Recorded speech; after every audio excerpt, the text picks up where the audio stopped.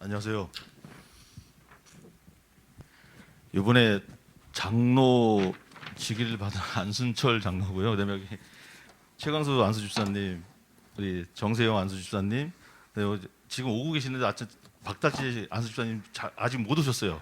애가 쌍둥이가 늦게 일어났다 그래가지고 그래서 하고 막상 올라오니까 말을 많이 하려고 그랬는데 아무 생각도 안 납니다. 사실은 제가 너무 크나큰 직분을 받아서 뭐 그냥 지금 이 자리에서 할 수 있는 얘기는 찬양교회에서 또 우리 성도님께서 허락을 해주셔서 저하고 또 우리 집사님들한테 이런 직분을 주셔서 저희가 박철호 목사님, 여기 임성근 부목사님, 임효선 선교사님 해가지고 더욱더 잘 보필해서 이 찬양교회가 더욱더 사랑과 은혜가 충만하며 복음이 충만한 교회로 갈 수 있도록 저희들이 더 열심히 하며 또 우리 권사님들도 계시기에 또 권사님들과도 합심하여 찬양교회가 더 부흥하고 또 우리 어린 아이들이 더 잘 자라고 이쁘게 자라면서 주님 알아가는 그런 길을 만들도록 저희가 협의해서 열심히 노력하겠습니다. 감사합니다. 특송을 하는데 사실은 저희 오늘 2번 불렀습니다. 노래를 보니까 다 못하더라고요. 저만 못하는 줄 알았는데 박다지 집사님이 오셨어야 되는데 아직 못 오셨다 그래서 하여튼간 준비한 거니까 제가 성시한 거 불러보겠습니다.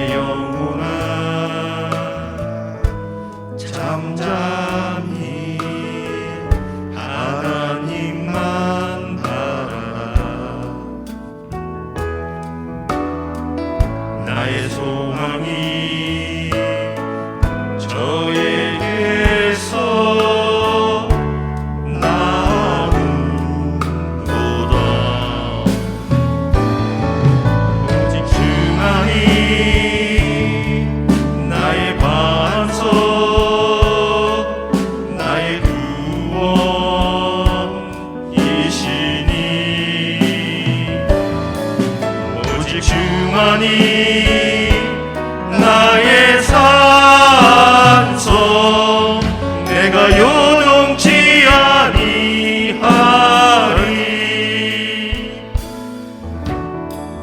나의 영혼이 간절히 여호와를 갈망하며 나의 입술이 여호와를 찬양하리 나의 영혼이 즐거이 여호와를 따르리 나의 평생에 여호와를 송축하리 오직 주만이 나의 반석 나의 구원이시니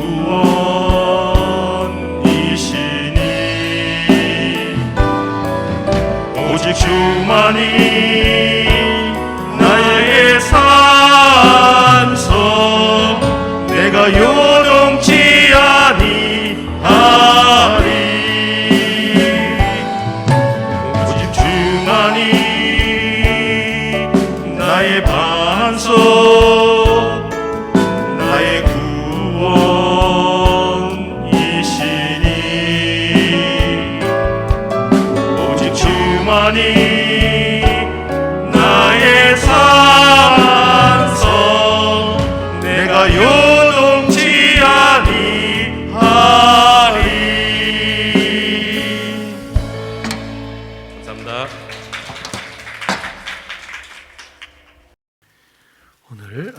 읽으실 성경은 요한복음 4장 25절에서 26절입니다. 함께 읽겠습니다. 시작. 여자가 가로되 메시아 곧 그리스도라 하는 이가 오실 줄을 내가 아노니 그가 오시면 모든 것을 우리에게 고하시리라. 예수께서 이르시되 내게 말하는 내가 그러라 하시니라. 아멘. 우리 교회도 이제는 좀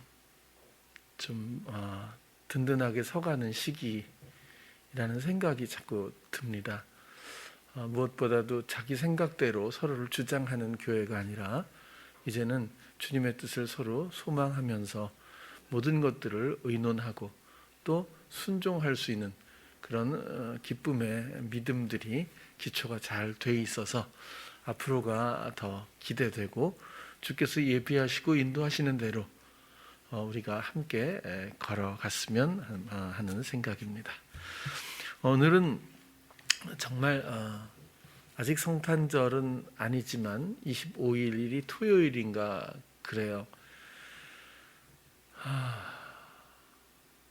살면서 올해만큼 성탄절의 실감이 안 나는 경우는 없었던 것 같아요.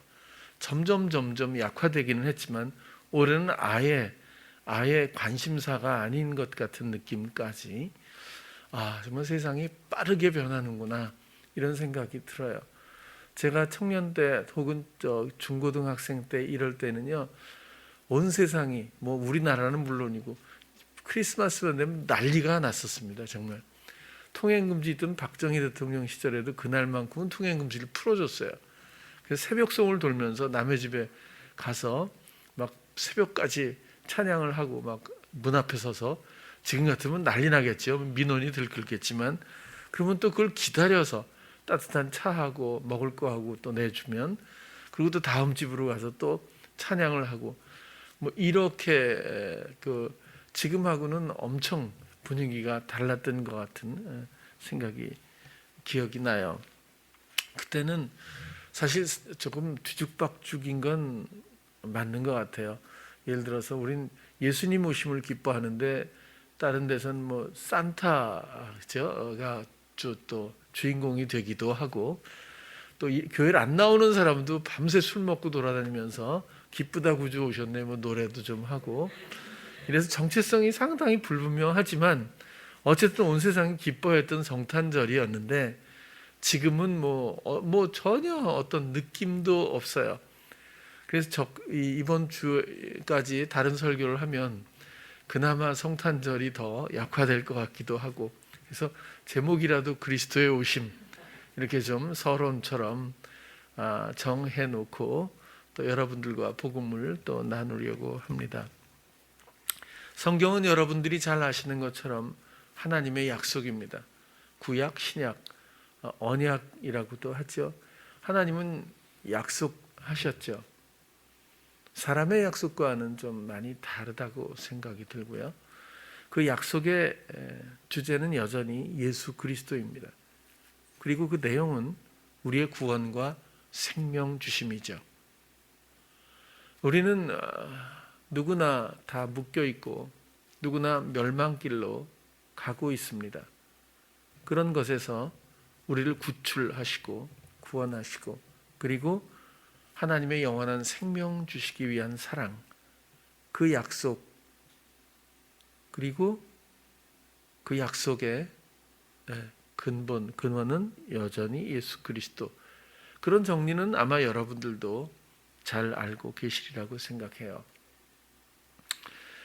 2000년 전에 그냥 예수님이 유대 땅에 베들레헴에 그냥 탄생하신 것만으로 예수님이 오셨다라고 말하기에는 너무나 많은 일들이, 또 너무나 많은 약속들이, 너무나 많은 예표들이 있었고, 그리고 하나님의 약속은 단발성이 아니라 끊임없이 성경을 통해서 그리스도를 지향하고, 그리고 그리스도를 미리 알려주고 보여주고 이해시키는 수많은 그런 신호들이 있습니다. 비유들이 있는 거죠. 그래서 오늘은 몇 군데라도 구약에서부터 또 신약에 이르기까지 나에게 오신 예수 그리스도, 나의 구원이 되시고 나의 진정한 생명이 되시는 예수 그리스도가 어떻게 예표되고 하나님이 어떻게 예고해 주셨는지 이런 것들에 대해서 함께 살펴보려고 합니다. 먼저 창세기 3장 21절부터 보겠습니다. 함께 읽을까요? 시작. 여호와 하나님이 아담과 그 아내를 위하여 가죽옷을 지어 입히시니라. 아멘. 먼저 여러분들께 드리고 싶은 말씀은 창세기에 이런 범죄, 그리고 하나님 앞에 부끄러워서 숨었고, 그리고 하나님이 그 모습을 보고 안쓰러워서 옷을 지어 입히시고 이런 수순이 아니라고 하는 것. 우리 사람을 만드셨는데 본의 아니게 혹은 하나님의 기대에 어긋나게 뭔가 범죄를 저질름으로 해서 일이 커져서 그것을 어떻게 수습하고 또 혹은 화를 내시거나 또 용서하시거나 뭐 이런 수순이 아니라는 겁니다. 처음부터 창세 이전에 모든 만물들을 만들기 이전에 예수님은 계셨고, 그 시차 문제를 우리가 뭐 이해하는 만큼밖에 또 이해할 수밖에 없지만 어쨌거나 이 사랑의 일들은 원래 있었고, 그리고 원래 예비되어 있었고, 그리고 약속되어 있었다. 하나님의 소망은 우리와의 사랑입니다. 이것은 우연찮게 우리를 만들었다가 어떤 결함 때문에 그것을 보완하는 측면에서의 사랑의 문제가 아니라 처음부터 우리를 사랑의 존재로 만드셨고, 그리고 그 사랑은 아시는 것처럼 서로의 선택, 서로에 대한 오염없는 신뢰, 서로를 아는 것, 그리고 함께 있는 동거, 그리고 상대를 향한 끝없는 믿음과 헌신, 이런 것들이 우리가 알고 있는 배운 사랑의 나름대로의 의미라면 하나님은 사랑이시고 그 사랑은 먼저 있었습니다. 그리고 우리를 만드셨고, 그리고 빛을 알기 위해서 어두움에, 그리고 의를 알기 위해서 죄 가운데, 그리고 생명을 알기 위해서 목숨 가운데에서 사단에게 내어준 바 되어 우리는 단련의 시간을 갖게 되는 겁니다. 그 과정을 겪지 못하면 제가 볼 때 하나님을 알 수도 없고, 하나님의 사랑과 빛 되심을, 그 구원과 생명을 진정 누리기가 제가 볼 땐 너무 힘들지 않을까라고 생각해 봅니다. 모든 것은 하나님의 사랑 때문에 시작되었고 그 사랑은 약속되었고 이루어졌습니다. 여기서도 많은 학자들도 물론 그렇게 얘기하고 당연히 우리도 그렇게 이해합니다. 아담과 하와가 죄를 지었고 부끄러워서 나타나지 못했어요. 죄에 대한 결과 수치입니다. 당당하지 못한 거죠. 그런 것을 하나님이 가죽옷을 지어서 입혔다. 이것은 오랫동안 입게 하기 위해서일까요? 가죽옷이 천으로 된 나뭇잎보다는 천이 나을 거고 천보다는 가죽이 낫겠죠. 오래 가겠죠. 가면 얼마나 가겠어요. 아담이 몇 살까지 살았는지 대강 아시죠? 근데 이 가죽옷이 몇 년을 버틸 수 있을까요? 이거는 내구성의 문제는 아니라고 생각이 들죠. 굉장히 중요한 의미가, 그리스도의 희생의 의미가 있는 줄 모두 아실 거라고 생각을 해요. 여기서 가죽이라고 하는 이 단어도 오르라고 하는 단어인데요. 벗겨진 가죽, 생가죽입니다. 뭐 가공되고 이런 것이 아니거든요. 저는 제 나름대로는 이 가죽옷을 생각하면서 떠오르는 장면은 여전히 성소의 지붕입니다.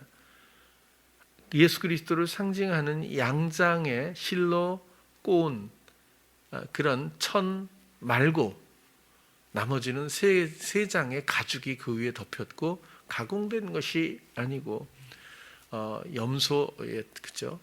가죽도 있고 어린 양의 가죽도 있고 또 수달이라고 하나요, 그렇죠? 이렇게 다 의미를 가진 가죽들로 그 성소가 덮여 있다고 하는 것은 죄에 대한 상반된 의미를 가지고 있는 것이고, 또한 사랑과 희생이라고 하는 대속의 의미도 그 속에 있고, 집약하면 예수 그리스도밖에는 다른 상징이 떠오르질 않습니다. 하나님의 사랑은 우리의 범죄로부터 시작되었다 해도 과언이 아니겠죠. 하나님의 사랑, 하나님의 의는 우리의 죄로부터 인식이 시작되었다, 이렇게 정리가 시작되었다, 그렇게 해도 과언이 아니라고 봅니다. 우리가 죄를 지었는데 죄에서 건지다 보니 의가 된 것이 아니라, 우리가 먼저 죄를 경험하고 나서 그리고 나서야 비로소 의를 알게 되는 그런 과정이라는 뜻이죠. 하나님은 우리의 죄를 덮으시고 우리의 수치를 가리시는 분입니다. 그리고 그 실체가 예수 그리스도죠. 여러분, 세상을 향해서 우리는 여전히 자기 주장의 허망한 결과물들을 보면서 삽니다. 그런 것들이 가끔 통용될 때가 있죠. 그것이 심하면 버려진 자라고 말할 수도 있습니다. 세상에서 장애를 느끼지 못한다면 아직 인생을 모르는 사람일 수도 있죠. 어린아이는 어린아이대로, 어른은 어른대로 우리 모든 사람들의 정서가 모두 일그러져 있기 때문에라도 고통이 없는 시간은 없을 겁니다. 오류가 없거나 혼란하지 않은 시간은 거의 없을 거예요. 자기의 욕심을 채우는 어떤 찰나 같은 순간 말고는 제가 볼 때는 모든 것이 일그러져 있을 뿐이죠. 우리의 죄의 속성과 그리고 그 결과물과 같은 어쩔 수 없는 우리의 냄새와 같은 수치들을 오직 예수 그리스도의 희생으로, 그의 사랑으로 그것을 감싸고 그리고 덮어주십니다. 하나님은 이 죄에 대해서 도말이라는 말도 쓰셨고, 간과 혹은 기억하지 않는다라고 모든 것들을 철저하게 멀리 아주 깊은 곳, 이런 곳에 던져버리겠다라고까지 하시면서 해결 의지를 보여주셨습니다. 우리가 죄인이 아닌 것이 아니라 그 죄를 덮으시는 하나님의 사랑 때문에 우리가 사랑을 시작할 수 있다, 그런 뜻입니다. 창세기 14장에도 보면 17절에 18절 함께 또 읽겠어요. 시작. 아브라함이 그돌라오멜과 그와 함께한 왕들을 파하고 돌아올 때에 소돔 왕이 사회 골짜기 곧 왕국에 나와 그를 영접하였고, 살렘 왕 멜기세덱이 떡과 포도주를 가지고 나왔으니 그는 지극히 높으신 하나님의 제사장이었더라. 아멘. 여전히 죄하고 연결이 되어 있는데요. 이 얘기는 앞에 부분을 안 읽어서 그런데 여러분들이 잘 아시는 것처럼 소돔과 고모라 성이 굉장히 번성했던 것 같습니다. 그런데 네 지역의 왕이 연합을 해서 소돔과 고모라뿐만 아니라 또 이 세 왕과 함께 5 왕을 향해서 전쟁을 벌입니다. 그런데 이 네 왕의 연합군이 이기게 되죠. 그래서 소돔과 고모라에 있는 모든 재물과 또 사람들을 포로로 끌고 가는데, 그 소식을 들은 아브라함이 롯이 끌려갔다는 소리를 듣고 가설들을 이끌고 가서 그 네 왕의 그 연합군을 파합니다. 격파하고 롯을 구해오죠. 그리고 모든 재물과 사람들, 인민이라고 되어 있는데 아무튼 사람들을 다 구출해서 돌아오죠. 그게 영접하러 나온 거예요. 소돔 왕이 왕국에 나와서 그를 영접했다. 그렇죠? 얼마나 고맙겠어요? 그런데 여기서 살렘 왕, 살렘은 당연히 평화죠. 평화의 왕. 이 당시에만 해도 살렘, 예루살렘의 준말일 수도 있다고 해요. 예루살렘은 평강, 평화의 성입니다. 이 살렘 왕, 평화의 왕 멜기세덱, 멜기세덱이란 말도 의의 왕이란 뜻입니다. 평강의 왕, 의의 왕이 떡과 포도주를 가지고 나왔으니 그리스도의 표인 것이 너무 분명하지 않습니까? 왜 떡과 포도주일까요? 그렇죠? 수고했다고? 뭐 그럴 수 있겠죠. 이것은 그리스도를 상징하는 가장 큰 상징물이기도 합니다. 떡, 생명의 양식, 포도주는 우리의 생명수.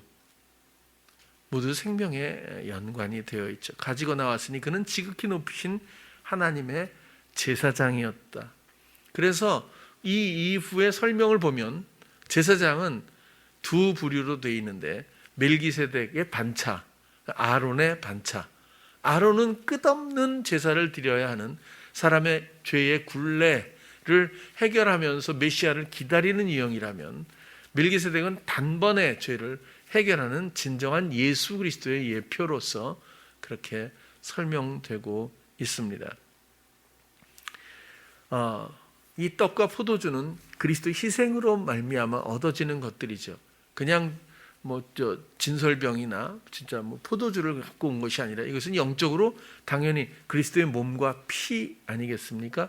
이 대속의 이런 몸과 피라고 하는 헌신의 희생, 대속의 일이죠. 이런 것들이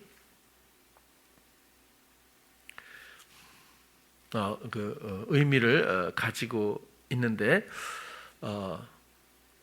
그 그리스도의 희생에 몸을 찢고 피를 흘리신 하나님 앞에 형벌을 받으시고 자기 자신을 순종으로 세상과 하나님 앞에 내어 주신 그 그리스도로 말미암아 우리의 죄가 해결이 됩니다. 그것 말고는 단번에 해결될 수 있는 다른 방법이 없습니다. 그래서라도 멜기세덱은 의의 왕, 평강의 왕은 예수 그리스도를 예표하고 우리의 모든 죄를 씻기기 위해서 떡과 포도주, 그의 희생과 새로운 생명으로 거듭나게 하는 의미를 갖고 이런 구절들에 또 교훈이 기록되어 있습니다. 출애굽기 17장 6절도 보면 함께 읽을게요. 시작. 내가 거기서 호렙산 반석 위에 너를 대하여 서리니 너는 반석을 치라. 그것에서 물이 나리니 백성이 마시리라. 모세가 이스라엘 장로들의 목전에서 그대로 행하리라.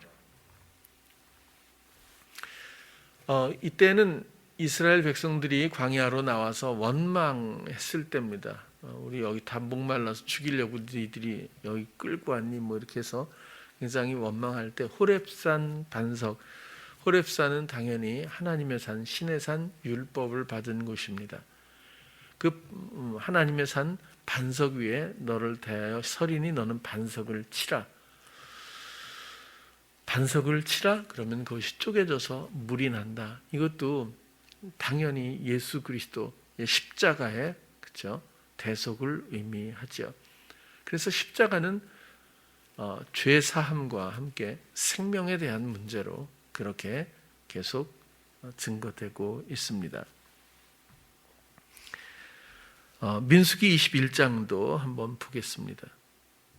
4절에서 9절 교독할게요. 백성이 호르산에서 진행하여 홍해 길로 쫓아 에돔 땅을 둘러 행하려 하였다가 길로 인하여 백성의 마음이 상하니라.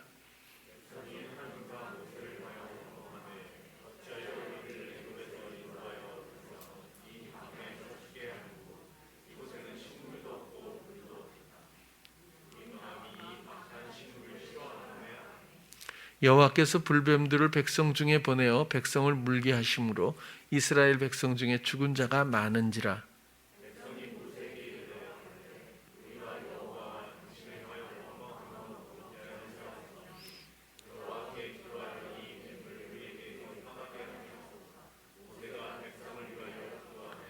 여호와께서 모세에게 이르시되 불뱀을 만들어 장대 위에 달라 물린 자마다 그것을 보면 살리라.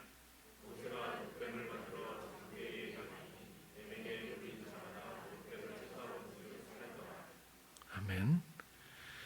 또 아시는 것처럼 광야에서 불순종으로 불뱀을 보내서 불뱀에 물려 백성들이 죽어갈 때에 모세가 기도해서 여호와께 기도함으로써 백성들을 살렸던 사건이죠. 원망했다고 했는데 백성들은 여전히 환경과 상황에 묶여 있는 것을 볼 수 있죠. 상황의 전개에 따라서 하나님께 원망하는 사람의 속성들을 지금도 우리가 알 수가 있습니다. 눈에 보이는 것 그것으로 또 그것의 판단으로 하나님을 생각할 수 없다는 거죠. 하나님의 모든 일들은 그의 나라는 눈에 보이지 않습니다. 단지 그분의 능력이 가시적으로 세상을 향해서 나타날 수는 있겠지만, 그 다스림을 볼 수는 있겠지만, 세상에서 형성되는 그 상황이나 그 영향력이 하나님의 나라가 아닌 것은 우리가 너무나 잘 알죠. 그러나 우리의 마음은 여전히 그런 것들을 향해 있고 그런 것들에 여전히 이끌리고 있다는 그 원리에 대해서 충분히 교훈이 되리라고 봅니다. 불뱀이라는 것을 자칫 잘못 생각하면, 잘못은 아니더라도 그냥 극단적으로 사단으로 이렇게 생각할 수 있습니다. 뱀이 낙원에서 이미 출현을 했기 때문에, 또 거기서 그렇게 비유되었기 때문에. 그러나 여기서는 꼭 그렇다고 보여지진 않아요. 이 샤라프라고 하는 단어는 독 있는 뱀이라고 하는 뜻인데, 사실은 이 단어의 뜻은 불사르다, 태우다, 결국 번제에 가까운 그런 의미를 가지고 있습니다. 물린 자, 또 나샤크라고 하는 단어인데, 뱀에 물렸다, 이것이 영적으로는 그냥 상처가 나고 이런 것이 아니라 돈을 고리로 빌려준 후에 억압하다, 이런 뜻입니다. 그러니까 우리가 사단하고 돈 문제는 아니지만, 우리가 뭔가 그에게 올무에 걸린 무언가가 있겠죠. 그리고 받는 이 억압들, 이런 것들이 뱀에 물린 자로 이렇게 표현이 되고 있고, 또 보면이라고 하는 그 장대위에서 그것을 보면 살리라 그러잖아요. 보면, 이게 라라고 하는 건 경험하다, 주시하다, 주의를 기울이다, 이런 뜻이고요. 살리라, 이것도 다시 살리는, 그 생명을 건지다라는 뜻도 있고 다시 살린다라는 그런 뜻도 있습니다. 역시 부활의 주님에 의한 주어진 생명이겠죠. 또 이 이외에도 상당히 많이 성경은 그리스도에 대해서 표현해주고 있고 또 약속해주고 있습니다. 홍해에도 그리스도의 몸을 찢는 그런 비유인 줄도 아시죠? 이삭 모리아산에서도 그리스도를 예표했던 그 사건도 여러분들이 아마 아실 거예요. 그래서 구약에도 계속해서 그리스도에 대한 약속, 그 예표가 진행되고 있습니다. 그래서 12월 25일 돼서 덜커덕 이렇게 태어난 이런 것이 아니라, 그리스도는 사랑에 예비된 하나님의 선물이자 약속이었다, 이런 결론입니다. 신약에 와서 예수님이 이 땅에 오셔서 본인이 요한복음에 에고 에이미라고 하는 정말 굉장히 다루기가 무거운 주제인 이 에고 에이미의 중간에 자기의 정체성에 대해서 결국 말씀해 주십니다. 그러니까 모든 죽어가는 영혼들을 향해서, 나는 너희들을 향해서 나는 무엇이야, 나는 누구야 라고 이렇게 자기의 정체성에 대해서 7번을 표현을 해 주셨어요. 그 첫 번째가 요한복음 6장 35절인데 보면, 예수께서 가라사대 내가 생명의 떡이니 내게 오는 자는 결코 줄이지 아니할 터이요 나를 믿는 자는 영원히 목마르지 아니하리라. 먹고 마시는 일인데요, 이 생명의 떡이다, 이 말씀을 하실 때는 오병이어 기적을 베푸신 이후에 이렇게 말씀을 해주셨어요. 오병이어는 육신적인 문제라면 예수님이 원하셨던 교훈은 당연히 영적인 것이고, 그리고 정말 하고 싶은 말씀은 이런 떡, 이런 물고기 이런 거죠. 이런 것이 아니라 내가 곧 생명의 떡이다, 이렇게 말씀을 하시는 거예요. 여전히 생명에 대한 그런 말씀입니다. 또 요한복음 8장 12절도 보면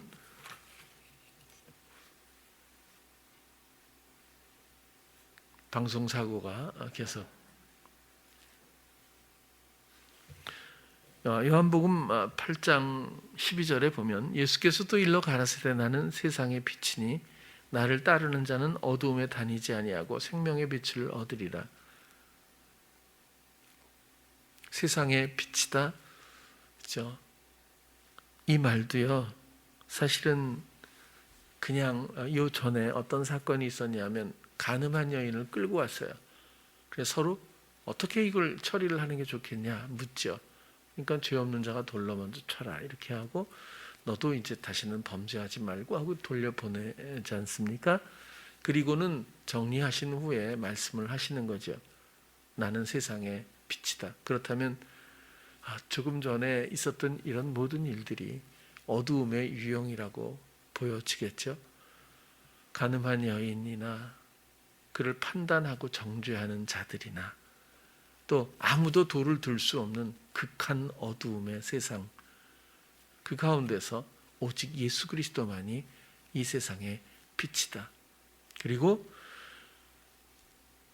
따르는 자, 이건 함께 같은 길에 있다, 동반하다라는 뜻이에요. 따르는 자, 이것이 중요한 거죠. 그렇죠? 그리스도의 상징이 중요한 것이 아니라 나를 따르는 자는 어두움에 다니지 아니하고 이 빛도 뭐예요? 생명의 빛을 얻으리라. 그리스도의 모든 능력과 그분의 성품과 연합 가운데 주어지는 모든 걸음걸음의 유익들이 있겠죠. 그분으로 말미암은 그리스도의 빛이 여러분들에게 충만하기를 바랍니다.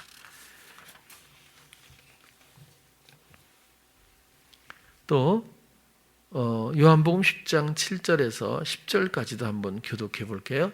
그러므로 예수께서 다시 이르시되 내가 진실로 진실로 너희에게 말하노니 나는 양의 문이라.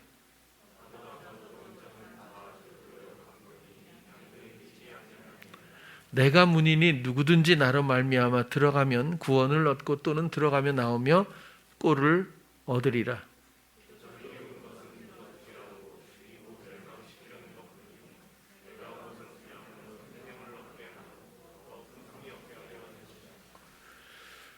그냥 문으로 보면 좀 이해가 실감이 안 갈 수 있어요. 여러분, 벌판에 그냥 문만 세워놓고 들어갔다 나왔다 한다는 게 가능할까요? 그게 아니죠. 문이라고 하는 것은 어떤 건물의 입구, 출구입니다. 그 건물은 뭐든지 성이면 성, 집이면 집, 모두를 보호하고 안락하게 하고 돌봄의 어떤 상징을 갖고 있죠. 그런데 문이 없다면 그곳에 어찌 들어가겠어요? 그곳에 구원이 있고 생명이 있는데 어찌 그곳에 들어갈 수 있겠어요? 그 구원과 생명에 들어갈 수 있는 유일한 입구 출구는 예수 그리스도밖에 없다는 뜻이겠죠.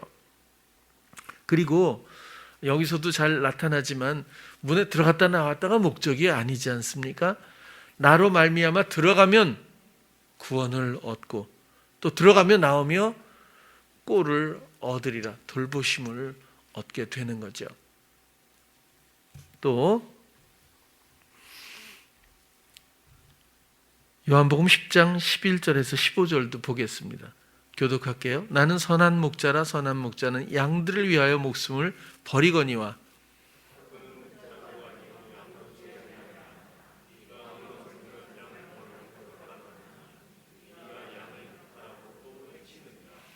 달아나는 것은 저가 삭군인 까닭에 양을 돌아보지 아니함이나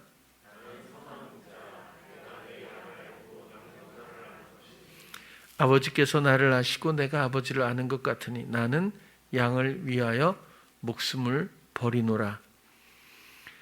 목자는 당연히 또 돌보는 사람입니다. 양은 목자가 없으면 생존이 불가능하고 그저 먹잇감에 또 불과하겠죠. 여전히 길 잃은 양과 같은 모든 영혼들을 향한 그런 교훈이기도 합니다. 메시지죠. 요한복음 11장 25절에서 27절 예수께서 가라사대 나는 부활이요 생명이니 나를 믿는 자는 죽어도 살겠고 무릇 살아서 나를 믿는 자는 영원히 죽지 아니하리니 이것을 내가 믿느냐. 나사로를 살리기 위해서 찾아가서 마르다와 대화하면서 하신 말씀입니다. 그냥 생명이 아니라 부활이요. 모든 영혼들은 죽은 거죠. 죽었다가 다시 살아나는데 살아나는 방법은 오직 그리스도로 말미암아 그 위임으로 말미암아 그분의 사심을 받아들임으로 말미암아 동참하게 되겠죠. 여전히 보면 예수 그리스도는 자신의 우리를 향한 사랑의 정체성을 설명하면서 계속해서 생명에 대해서 말씀해주고 있습니다. 또 요한복음 14장 6절에도 보면 이건 나왔습니다. 함께 읽을게요. 시작. 예수께서 가라사대 내가 곧 길이요 진리요 생명이니 나로 말미암지 않고는 아버지께로 올 자가 없느니라. 요한복음 14장과 15장 이쪽부터는 예수님이 제자들을 모아놓고 최후의 만찬을 하신 후에 마지막 강론을 하실 때입니다. 내가 곧 길이요 진리요 생명이니 나로 말미암지 않고는 아버지께로 올 자가 없느니라. 여전히 생명에 대한 그리고 중요한 것은 아버지께로라고 하는 설명으로 봅니다. 저는 이 아버지께로라고 하는 것이 어떻게 도달해야 되는 어떤 목적지로 생각되지는 않아요. 예수님을 잘 순종하고 잘 따르다 보면 언젠가 하나님 앞으로 가게 되나 이렇게 생각할 수 있기 때문입니다. 그러나 예수님과 함께 있는 자는 하나님과 함께 있는 것이고 그리스도를 아는 자는 하나님을 알고 그리스도를 듣는 자는 하나님을 듣는 것이고 그리스도를 사랑하는 자는 곧 하나님을 사랑하는 것이고 그렇게 하면 그리스도께서 하신 말씀 그대로 아버지와 함께 내 안에 거처를 삼으리라. 그렇게 남겨진 숙제와 같은 것이 아니라 길이요 진리요 생명 되신 예수 그리스도의 헌신에 우리가 그 사랑을 받아들여 순복함으로 말미암아 우리가 아버지와 하나가 되는 것, 그것이야말로 평강의 의미라고 또 생각을 합니다. 마지막으로 7번째로 요한복음의 15장 5절을 보면 나는 포도나무여 너희는 가지니 저가 내 안에 내가 저 안에 있으면 이 사람은 과실을 많이 맺나니 나를 떠나서는 너희가 아무것도 할 수 없음이라.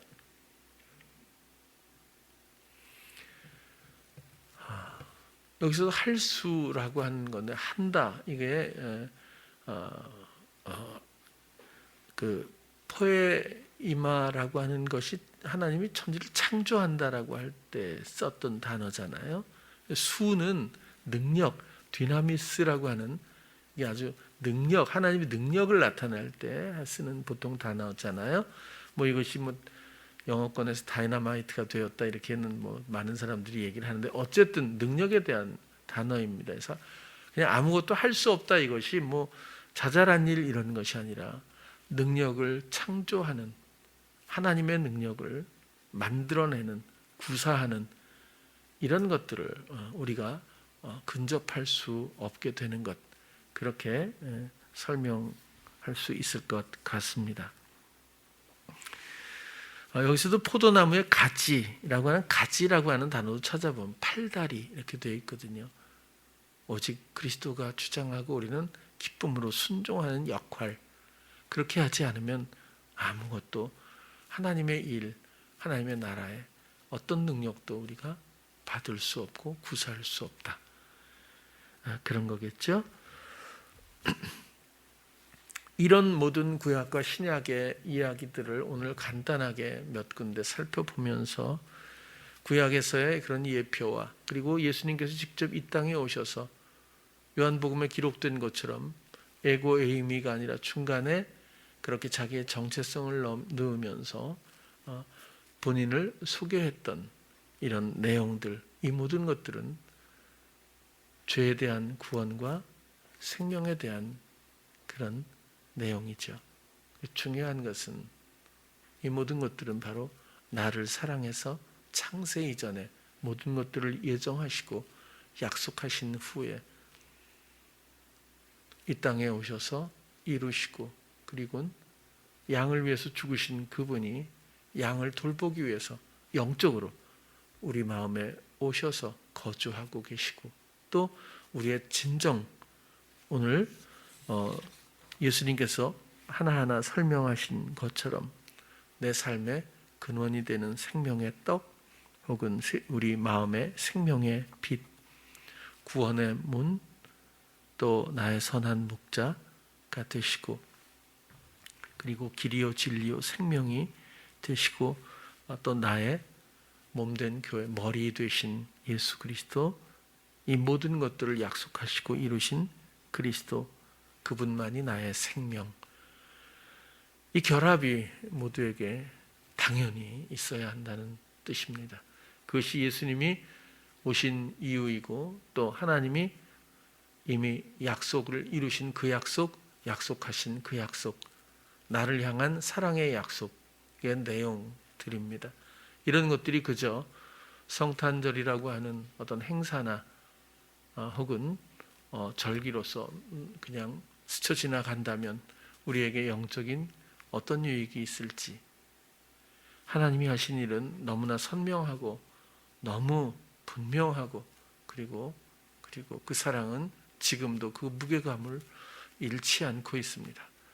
우리의 관심사는 과연 무엇이며, 우리가 세상에 또 눈에 보이는 가시적인, 또 부추기는 이런 여러 가지 일들의 죄성에 따라서 세상을 아직도 방황하고 걷고 맴돌지는 않는 건지, 온전히 주께 돌아가 나를 위해 설명하신 나는 양의 문이야, 나는 생명의 떡이야, 나는 그 생명의 빛이야, 이렇게 계속해서 선한 목자야 이야기해 주시는 그 모든 내용들이 나에게 성립되어 있는 건지, 나는 예수님과 그런 관계인지, 그런 헌신을 나는 받아들이고 있는 건지, 그 예수님을 만나고 알고 있는 건지 아닌지에 대해서 그 모든 명료한 선택은 여러분들에게 있습니다.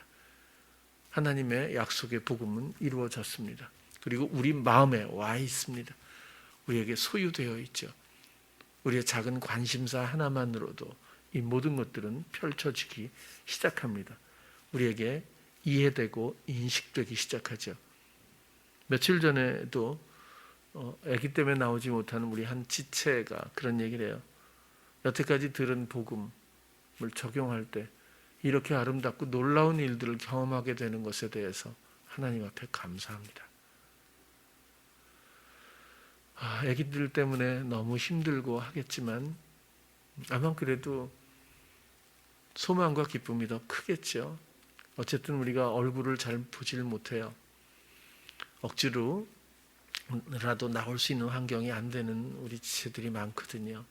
그럼에도 불구하고 어디 있든지 하나님의 약속하신 그리스도 앞에, 주는 그리스도시요 살아계신 하나님의 아들입니다 라고 고백했던 베드로나 마리아처럼 당당하게 기쁘게 내 마음의 모든 것으로 고백할 수 있어야 합니다. 이 세상에 사는 이유는 좋은 학교 아니잖아요. 좋은 직업 별것 아니잖아요. 그렇죠? 사람에게, 세상에게 뭘 기대하겠어요? 돈이 많다고 그런 것도 아니잖아요. 오직 영적인 것, 영원한 것, 하나님과의 사랑의 관계에 우리의 모든 마음이 향했으면 좋겠고, 함께 우리 모두가 그 길 위에 있었으면 좋겠습니다. 그것이 우리 교회고 우리 성도님들이고, 그리고 하나님의 약속의 백성들이라고 생각을 합니다. 예수 그리스도는 그저 세상에 오신 것이 아니라 최종적으로 내 안에 오시기를 원했고, 그리고 내 안에 그냥 오신 것이 아니라 이런 정체성과 함께 이 모든 능력으로 오셔서 이제 그분을 따르기만 하면 할 수 있다는 것. 오직 그리스도로 말미암아 이제는 능치 못할 일이 없다는 것. 나의 욕심을 채우기 위해서 휘두르는 능력이 아니라 사랑으로 말미암아 사랑이 하게 하는 그분의 뜻하신 모든 일들이 순종으로 아름답게 펼쳐지고 열매 맺게 된다는 것, 그리고 이 모든 것들은 생명의 의미를 갖고 있다. 하나님은 모두에게 진정한 생명을 주시길 원하는 사랑이십니다. 이 모든 것들이 여러분들의 마음속에 잘 정리가 되고 고백되어지기를 다시 한번 축복합니다. 기도하겠습니다. 사랑의 주님, 오늘은 그리스도의 오심, 주님께서 이 땅에 그리고 내 마음에 오셨을 때 그저 오신 것이 아니라 창세 이전에 이미 약속하셨고 소망을 갖고 만드셨고 그리고 이 모든 과정들을 돌보시며 기다리신 그리고 이루신 하나님의 사랑에 대해서 우리가 생각을 해보았습니다. 주님을 듣게 하시옵소서. 주님과 함께 같은 길에 동반하게 하시고 주님의 팔다리가 되어서 주님과 함께 이루는 모든 그분의 뜻을 기뻐하며 열매를 내어드릴 수 있는 우리 성도님들 꼭 되게 하여 주시옵소서. 예수님 이름으로 기도드렸습니다. 아멘.